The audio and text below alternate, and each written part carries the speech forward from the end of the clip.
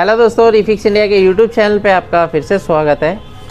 तो दोस्तों आज की वीडियो में देखते हैं पावर सप्लाई के अंदर किस तरीके की दिक्कत आती है। अलग अलग तरीके की पावर सप्लाईयाँ होती हैं जिसके अंदर 2 कपलर 4 कपलर अलग अलग लगे होते हैं, जिसको रिपेयर करने में टेक्नीशियन को ज़्यादा प्रॉब्लम आती है। तो इस तरीके की पावर सप्लाईयाँ आती है, डेड कंडीशन में भी आती है, स्टैंड बाई कंडीशन में भी आती हैं। तो अलग अलग फॉल्ट इसके अंदर देखने को मिलते हैं। तो इनको कैसे रिपेयर करना है इस वीडियो के अंदर मैं आपको दिखाता हूँ। सबसे पहले आप यहाँ पे देखेंगे मेरे पास सैमसंग का सेट है जो कि काफ़ी ओल्ड मॉडल है, और अगर आप इसके अंदर पावर सप्लाई देखेंगे तो वो भी काफ़ी पुराने मॉडल की है ये पावर सप्लाई।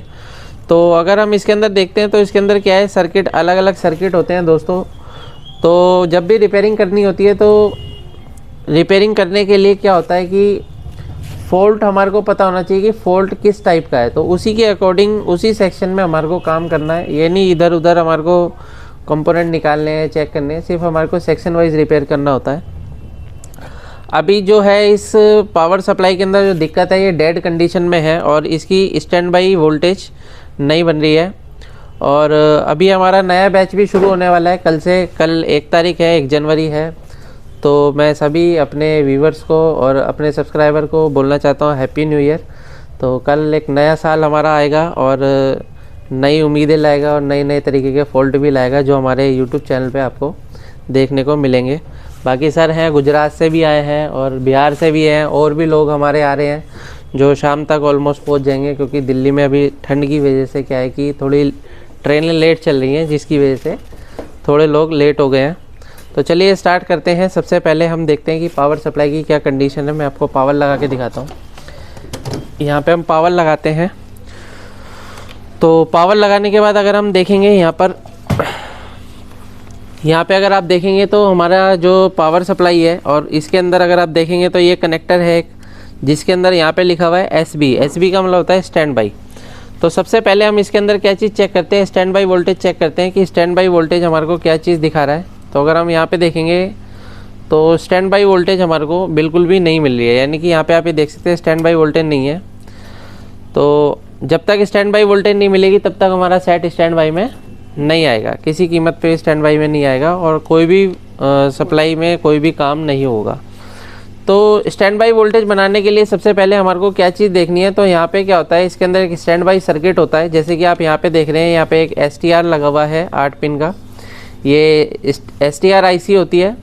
तो इस STR IC को हमारे को चेक करना होता है और ये पूरे सर्किट को हमारे को चेक करना है। किस तरीके से हम चेक करेंगे, तो सबसे पहले मल्टीमीटर को हमने DC वोल्ट पे सेट किया है, और यहाँ पे अगर हम देखते हैं तो हमारे को जो वोल्टेज दिखा रहा है वो यहाँ पे आप ये देख सकते हैं 350 वोल्टेज हमारा बिल्कुल ओके है।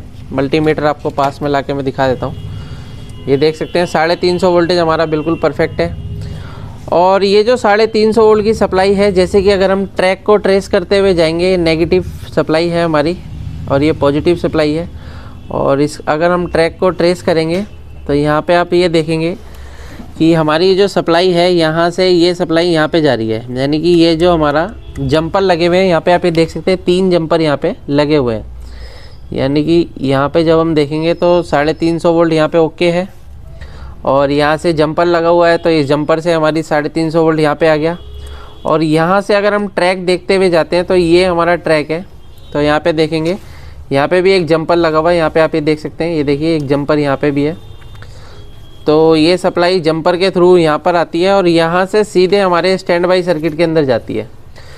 तो अगर आप ये देखेंगे तो यहाँ पे आप ये देख सकते हैं, यहाँ पे क्या है कि 300 वोल्ट की सप्लाई बिल्कुल ओके है। बीच में कंपनी ने क्या लगा रखा है, एक फ्यूज़ लगा रखा है, जो कि किसके लिए लगा रखा है, स्टैंड बाई सर्किट के लिए लगा रखा है। हाँ, स्टैंड बाई सर्किट की प्रोटेक्शन के लिए। अगर मान लो ये IC जल जाती है, शॉर्ट हो जाती है, तो यहाँ पे हमारा ये जो फ्यूज़ है वो ओपन हो जाएगा। तो अभी यहाँ पे आप ये देख सकते हैं ये जो हमारा वोल्टेज है वो बिल्कुल परफेक्ट है। और अगर हम फ्यूज़ की इधर की साइड देखते हैं तो हमारे को यहाँ पे वोल्टेज नहीं मिल रहा है। तो बेसिकली यहाँ पे अगर वोल्टेज नहीं मिल रहा है तो हमारी कंडीशन क्या होती है कि हो सकता है हमारा जो STR IC है शॉर्ट हो गई हो, या फिर ये भी हो सकता है कि ये फ्यूज़ पे लोड आने पे भी ये ओपन कई बार हो जाता है। तो अगर हम यहाँ पे देखते हैं तो ये जो सप्लाई है ये आप देख सकते हैं यहाँ से ये जा रही है और ये हमारी प्राइमरी वाइंडिंग है। इसके पीछे एक ट्रांसफार्मर लगा हुआ है, जैसे कि आप यहाँ पे देखेंगे स्टैंड बाई सर्किट का ट्रांसफार्मर है, जिसको बोलते हैं SM। क्या बोलते हैं? SM मतलब स्विच मोड ट्रांसफार्मर। तो इस ट्रांसफार्मर पे जो 300 वोल्ट की सप्लाई आएगी और ये ट्रांसफार्मर की वाइंडिंग से होता हुआ इस मोसफेट के ड्रेन पे जाएगा। यानी कि आप यहाँ पे देखेंगे एसटीआर के अंदर क्या होता है, एक ड्रेन कंबाइंड रहता है, जो कि आपको यहाँ पे देख सकते हैं, जो यहाँ पे ड्रेन पे वोल्टेज नहीं मिल रही है, जिसकी वजह से हमारा वोल्टेज नहीं मिल रहा है। तो अभी हम क्या करेंगे, सप्लाई को हटा के सबसे पहले हम ड्रेन की कंडीशन देखते हैं।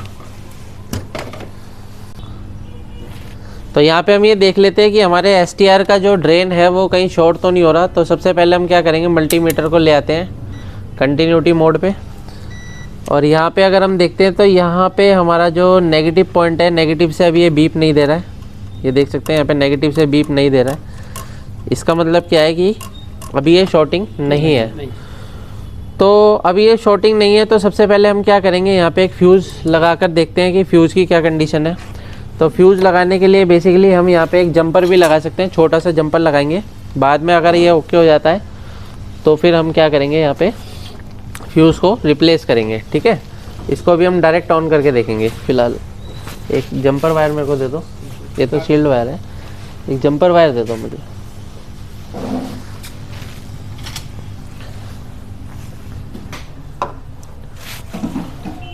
ठीक है, तो ये जंपर वायर है, इससे हम क्या करते हैं,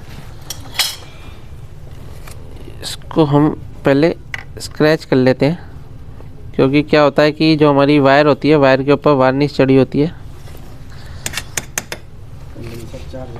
कंडेंसर चार्ज है इसके अंदर, तो उस पर भी हमारे को ध्यान से काम करना होगा।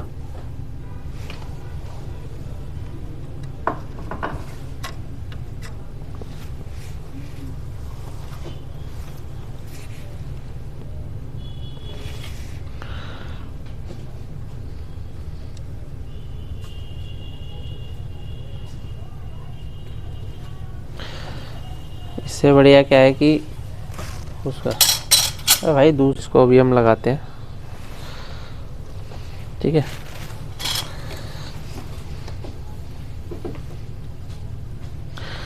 देखो यहाँ से बिल्कुल क्लियर तरीके से लगेगी, क्योंकि क्या है कि ये सब चीज़ें ओके रहेंगी तो काम जल्दी होता है।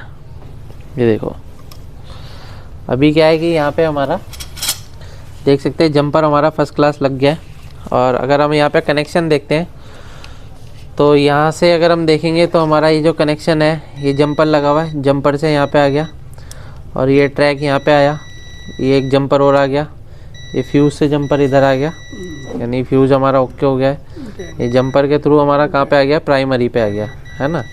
प्राइमरी से हमारा सेकेंडरी दूसरे पॉइंट से निकलेगा और मोसफेट के ड्रेन पे आ गया, यानी कि हमारे पूरा ट्रैक ओके हो चुका है। अभी क्या है कि अगर हम सप्लाई लगा के देखते हैं, तो सप्लाई लगा के देखने पर हमारी क्या कंडीशन है वो चीज़ देखते हैं। तो ये हमारा बिल्कुल देख सकते हैं कि सप्लाई लगाने के बाद हमारा जो 5 वोल्ट की तो यहाँ पे आप ये देख सकते हैं वोल्टेज हमारी बन चुकी है फिक्स, 5-6 वोल्ट के अराउंड यहाँ पे वोल्टेज हमारा आता है। तो अभी क्या है कि अभी हम मदरबोर्ड से कनेक्ट करके देखते हैं कि हमारा 24 वोल्ट की सप्लाई बनती है या नहीं बनती। सेट की स्टैंड बाई वोल्टेज तो हमारी ओके हो चुकी है जंपर लगाने से, क्योंकि वो फ्यूज़ था। अभी क्या करेंगे, हम फ्यूज़ की जगह वहाँ पे मतलब जंपर की जगह वहाँ पे फ्यूज़ लगा देंगे, ताकि कभी आगे दिक्कत आए। क्योंकि काफ़ी दोस्तों क्या होता है, पुरानी होती है, तो इसके अंदर आप यहाँ पे देख सकते हैं काफ़ी कैपेसिटर भी हैं, काफ़ी फूल जाते हैं, ये यहाँ पे भी देख सकते हैं, तो इनकी वजह से भी दिक्कतें आ सकती हैं।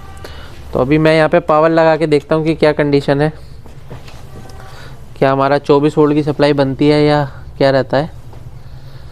तो यहाँ पे आप ये देखेंगे 24-25 वोल्ट की सप्लाई हमारी ओके, सेट भी हमारा ऑन हो चुका है। तो इस तरीके से हम किसी भी सेट को इजीली रिपेयर कर सकते हैं, अगर आपके पास परफेक्ट तरीके की नॉलेज रहती है। अगर आप भी LCD LED TV रिपेयर की ट्रेनिंग लेना चाहते हैं तो नीचे दिए गए कॉन्टैक्ट नंबर पर कॉन्टैक्ट कर सकते हैं। वीडियो आपको पसंद आए तो वीडियो को लाइक करें, शेयर करें, कमेंट करें। Thank you friends.